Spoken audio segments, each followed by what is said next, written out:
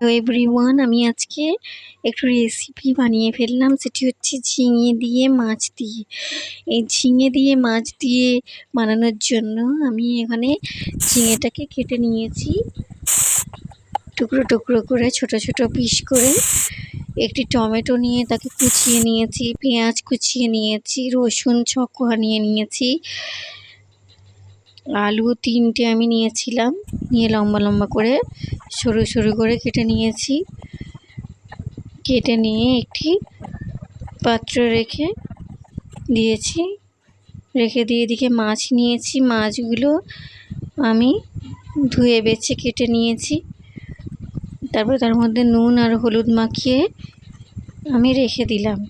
রেখে দিয়ে তারপরে কড়াইকে উনানে বসিয়ে তার মধ্যে তেল দিয়ে, তেলটা গরম হয়ে আসলে আমি একে একে মাছগুলোকে দিয়ে ভেজে নিলাম। ভেজে লাল লাল করে তুলে নিলাম। তুলে নিয়ে তারপর কড়াইতে পেঁয়াজ দিলাম। পেঁয়াজটা ব্রাউন কালার হয়ে গেলে আমি তার মধ্যে রসুন বাটা দিয়ে দিলাম, কাঁচা লঙ্কা দিয়ে দিলাম 2টো, টমেটো কুচি দিয়ে দিলাম। দিয়ে নেড়ে চেড়ে তার মধ্যে আমি নুন, হলুদ, লঙ্কা, ধনে, জিরে গুঁড়ো দিয়ে দিলাম 1 চামচ করে। দিয়ে একটু মশলাটাকে কষে নিলাম।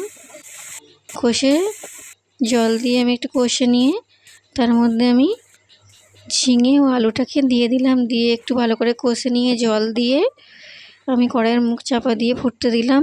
ঝিঙে ও আলু সিদ্ধ হয়ে আসলে মাছের টুকরোগুলো একে একে দিয়ে দিলাম। দিয়ে আমি ফুটিয়ে নিলাম।